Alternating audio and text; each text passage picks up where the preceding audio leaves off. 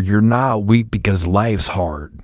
You're weak because no one taught you how to be strong in it. Forget the cliche advice. Marcus Aurelius didn't post quotes for motivation. He ruled an empire while burying his children, fighting plagues, and writing meditations to stop himself from losing his mind. If he could find peace in chaos, what's your excuse?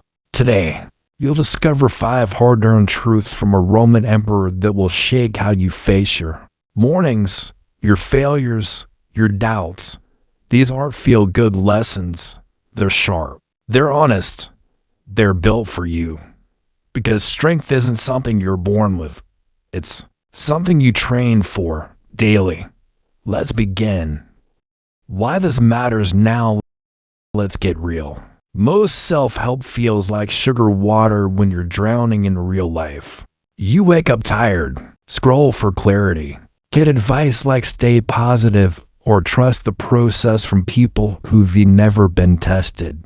But Marcus Aurelius, he faced betrayal, war, disease, death, and still chose self-control over chaos. He wasn't preaching. He was surviving with style, with discipline, with strategy. This isn't ancient trivia.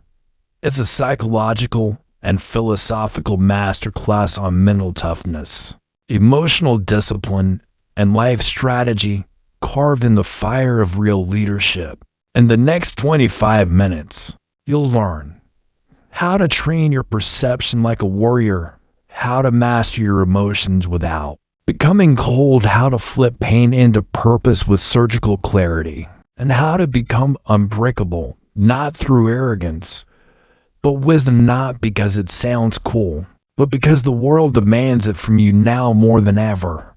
You're not just watching a video, you're sharpening your edge. Stay with me. The emperor's battle within Marcus Aurelius didn't ask to be great. He was forced to become great. Born into privilege, he could have stayed comfortable. But when duty called, he stepped into a role no sane person would envy. Emperor of Rome during plagues, wars, betrayal, and the collapse of certainties. In the middle of the chaos, he wrote not to the public, but to himself. His journal, now called Meditations, was his mirror, his battlefield, his therapist, and his compass. He wasn't writing to impress. He was writing to survive. That's why it still works. Stoicism. The philosophy he followed isn't about suppressing emotions or pretending to be untouchable. It's about recognizing what's within your control and building character around the truth. The core principle: you cannot control what happens, but you can always control how you respond. It's clarity over chaos, reason over reaction. That one idea became Marcus's shield. He repeated it to himself not because he mastered it, but because he was constantly fighting for it. Think about the pressures, armies on the borders, political betrayal inside Rome, losing children to illness, and managing a pandemic that wiped out millions. No break, no silence. And yet, every morning, he returned to the same thought. You have power over your mind, not outside events. Realize this, and you will find strength. This wasn't just Stoicism. This was applied cognitive discipline centuries before psychology gave it a name. Today, we might call it cognitive reframing, mindfulness, or emotional regulation. Marcus lived all of it under real-world pressure. But Marcus wasn't alone in this mental arena. He stood on the shoulders of Epictetus, a former slave turned philosopher, who famously said, "It's not what happens to you, but how you react to it that matters." That idea echoes in every therapy session today. But Marcus added something new. As emperor, he lived with both internal struggle and external influence. He couldn't run. He couldn't escape. He had to stand inside the storm and still choose reason. This makes him different from the philosophers in the library. Marcus was tested daily. His version of strength wasn't domination. It was dominion over the self. Now compare this to Friedrich Nietzsche. Nietzsche, writing 17 centuries later, built his own system of self-overcoming, the will to power, where Marcus tells us to accept what we cannot control and master the mind. Nietzsche challenges us to create meaning through struggle. For him, the point is not just to endure suffering, but to affirm it, to bend it into something that fuels your rise. Both men faced suffering. Marcus turned inward and stabilized. Nietzsche pushed outward and transformed. They weren't enemies, they were complements. Nietzsche fills in where Stoicism can go flat, the risk of passive endurance, of turning into stone. Marcus, meanwhile, protects us from Nietzsche's edge, turning into narcissism or self-destructs. In practice, we need both. You accept what you can't change, but you also assert the parts of you that can shape the world. This is what makes Marcus relevant today, in a world of endless opinions, shifting narratives, and digital noise. We often forget what we own. Marcus reminds us, you own your breath, your focus, your next action. That's it, and that's enough. He returns again and again to this idea, because the world doesn't stop testing you. When you wake up in the morning, tell yourself, I will meet interference, ingratitude, insolence, disloyalty, ill will, and selfishness, all of them due to the offender's ignorance of what is good or evil. That sounds bleak, but it's not. It's freedom through preparation. He didn't expect comfort. He trained for resistance. He mentally rehearsed insult, stress, setbacks, not as paranoia, but as discipline. Today, we call that stress inoculation. The Navy SEALs use it. Top athletes visualize it. Marcus practiced it 2,000 years ago with a pen and brutal honesty. And it wasn't abstract. He had a co-emperor, Lucius Verus, who partied while Marcus held the empire together. He faced uprisings and saw friends betray him. But instead of rage, he wrote, if someone despises me, that is their problem. Mine is not to do or say anything despicable. This is emotional discipline, the ability to protect your inner integrity even when the outside world disrespects it. It's not passive. It's not weak. It's aggressive calm. To live the way today, you must separate your identity from your circumstances. That's hard. It takes repetition. Marcus knew this, so he repeated his truths daily. He didn't always succeed. Some days, the doubt won. Some days, the anger did. But he never stopped coming back to the page, to the truth, to the only power that mattered, mastering his response. That's why Meditations endures. Because it's not perfect, it's honest. And honesty is rare, especially under pressure. So when you read Marcus, you don't just learn philosophy. You meet someone practicing it with his whole being, failing sometimes, standing again. And that's the part worth copying. The next time you feel overwhelmed, ask, what would Marcus do? Then do it, or at least try. That's how strength begins. 5 Stoic lessons that reshape your reality. Let's bring this down to earth. Marcus Aurelius didn't write theories. He wrote to survive. His pages were not philosophy for philosophy's sake. They were instructions to himself, forged in nights of grief, days of war, moments of temptation. He didn't need motivation. He needed clarity. We all do. Let's walk through 5 of his most powerful lessons, the kind that don't just sound good. They work when your world feels like it's falling apart.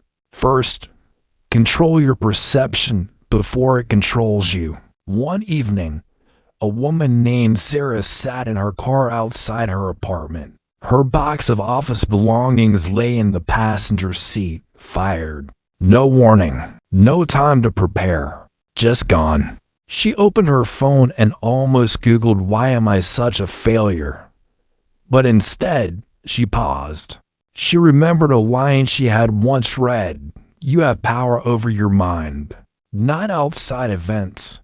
She took a deep breath and asked herself, what part of this mess belongs to me, and what part never did? 6 months later, she had launched her own creative studio. But the real shift had already happened in that car. When she rewrote her perception instead of being hijacked by it. That's what Marcus meant. The world won't stop throwing curveballs. But your clarity, that's yours to sharpen. Second, power means not reacting. Jason had just been blamed for a delay that wasn't his fault. In front of his team, in public, the heat in his chest rose fast. His fingers curled toward the keyboard, ready to shoot back an email that would destroy his colleague's reputation. But something inside him interrupted. What would Marcus write if he were me? He closed the email, waited, chose to speak privately, directly, and calmly. The result, his team respected him more, not because he fought harder, but because he chose not to fight at all. Marcus understood that emotions are loud, but they are rarely wise. Modern psychology backs this up. Reacting impulsively clouds memory, spikes stress, and erodes trust. But a pause, just 10 seconds, can change the entire outcome. You don't have to win the argument. You just have to win back your clarity. Third, the obstacle is the material. Maria had built a business for 2 years. Investors and staff. Late nights. It all collapsed in less than a month. At first, she couldn't speak to anyone. Couldn't breathe without replaying what went wrong. But one morning, as she looked at the wreckage, she whispered, "This will become something. I don't know what, but I refuse to waste it." She rewrote the process into an online course. That course changed lives. Eventually, it changed hers too. What Marcus teaches is not that failure is good. It's that failure is fertile. It contains within it the raw material for your next creation. If you don't let it rot in regret, your worst moments are not detours. They are foundations. The block in the road isn't a barrier. It's a blueprint. Fourth, love your fate, even when it breaks you. Lena stood beside her father's hospital bed, holding his hand as machines went quiet. For weeks, she woke up at 3 a.m., paralyzed by grief, unable to accept what had happened, until one day, while staring at the ceiling, she said aloud, "I didn't choose this pain, but I can choose what I do with it now." She began volunteering at a grief center. She shared her story, listened to others, cried with strangers, laughed with them too. The pain didn't disappear. It deepened her, and through the depth, she became someone new. That is amor fati, not a passive surrender, but an active embrace of the path you didn't plan as the path you now own. Fate is not your enemy. Resistance is. Fifth, remember how small you are and find peace in it. Noah had a big pitch in 3 hours. His hands were shaking. His thoughts were spiraling until a friend told him, "Close your eyes. Picture your street, zoom out.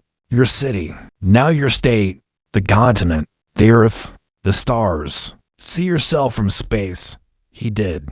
And suddenly everything shrank out the fear, the pressure, the weight of being perfect. Marcus used this practice often. It's what we now call the overview effect. Astronauts feel it when they look back at Earth from orbit. Psychologists have found it increases empathy, reduces ego, and rewires your priorities.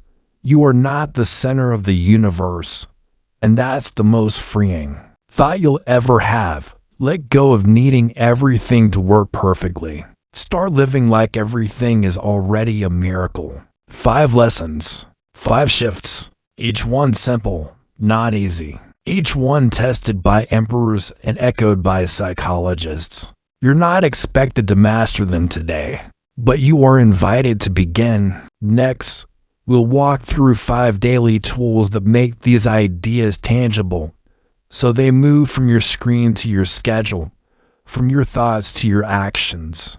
This is where strength becomes structure. Let's begin. Turn philosophy into daily fire. Knowing is not the same as living. Marcus knew that too. He didn't just reflect on Stoicism when life was quiet. He trained it daily, under pressure. When enemies surrounded him, when loved ones died, when silence was a luxury. You may not rule an empire, but your days are full of invisible wars, inner distractions, outer criticism, emotional turbulence, social noise. So let's bring Marcus into your real life. No robes, no statues, just 5 practices. Simple but not easy to train your clarity, calm, and control. Not routines, rituals, not life hacks, life armor. Let's begin. Every evening, just before sleep, open a notebook or your phone's notes app. Write down 3 moments that triggered stress, frustration, or confusion during the day. Don't explain them, just name them. Then ask one powerful question. What was mine to control in each of these? Maybe your boss criticized you unfairly. Maybe traffic made you late. Maybe you scrolled too long instead of finishing the task. The point isn't to blame or justify. The point is to separate the chaos from your command. Over time, you'll start seeing patterns where you give away your energy, where you reclaim it. This practice sharpens your perception like a blade. You stop living in reaction. You start living with design. Emotions are fast. Wisdom is slower. You need a buffer. So here's your practice. When you feel the heat rise, irritation, embarrassment, defensiveness. Pause. Count to 10. 10 seconds of breath. 10 seconds of silence. 10 seconds of asking yourself, what would the strongest version of me do right now? Sometimes you'll still mess up, say the wrong thing, react too fast. But other times you'll smile, say nothing, or respond with precision. That space between trigger and choice, that's where self-mastery is born. And over weeks, it becomes instinct. People will ask why you're so calm, and you'll know it wasn't natural. It was trained. When something blocks you, delay, rejection, mistake, resist the urge to label it as bad. Instead, run this quick loop. What is this moment trying to teach me? What strength is this inviting me to build? What opportunity could exist inside this problem? This isn't optimism. This is design thinking for the soul. Let's say your business deal falls apart. You could call it failure, or you could examine the cracks, negotiation skills, timing, positioning, then fix them. Suddenly, the obstacle became your strategy coach. Do this enough, and your mindset becomes anti-fragile. Most people wake up and pray for good days. Marcus woke up and said, let me meet whatever comes, and meet it well. You can train this too. Each morning, stand in front of a mirror. Say out loud, whatever today brings, I will meet it with clarity and strength. It might feel cheesy. Do it anyway. What matters isn't the words. It's the act of pre-commitment. Like sharpening a blade before battle. You'll walk into traffic, tension, and trivial complaints, but you'll already be armed. That's the difference between living by default and living by discipline. Once a week, take 5 minutes to zoom all the way out. Sit down. Close your eyes. Picture your street, then your city, your country, the earth, and finally, space. Now bring your biggest worry into that frame. Hold it there. Suddenly, your missed deadline, your awkward conversation, your social media embarrassment all shrink. You remember, you are not your fears. You are a flicker in a cosmos too vast to waste on ego. That feeling, that's all. And it rewires your brain for humility, patience, and purpose. Do this often, your priorities will sharpen, your peace will thicken. That's your daily arsenal. Reflect to reclaim your mind. Pause to protect your power. Flip pain into fuel. Greet the day with grit. Zoom out to rise above. These aren't chores. They are acts of sovereignty. Marcus didn't hope for better days. He trained for hard ones. And he wrote the map so you could. Dude, now you have the map. What will you do with it? Own the fire within. Let's stop here. Not to end, but to breathe. You just walked with a man who ruled an empire yet feared losing control of himself. Marcus Aurelius didn't live in a peaceful world. He created peace in the middle of storms. Not by chasing comfort, but by building clarity. Not by escaping pain, but by mastering his response to it. And now you carry that legacy, not as words on a screen, but as strength inside you. Maybe your battle isn't with armies. Maybe it's with doubt, distraction, disappointment. Maybe your empire is your calendar, your home, your inner critic. But make no mistake, the courage required is the same. Because it takes courage to pause instead of react, to ask better questions, to show up when no one is watching, to forgive without forgetting, to zoom out when ego wants to zoom in. Marcus gave us the blueprint. You've just seen it, felt it, walked through it. Now take a moment, close your eyes. Ask yourself, which lesson stayed with me? Where am I still reactive? What's one daily practice I will begin today? Let that answer stay with you. Let it follow you tomorrow. Let it sharpen you. Because philosophy means nothing if it doesn't change how you walk into a room. And you're not walking in blind anymore. You're armed, clear, centered. So here's what to do next.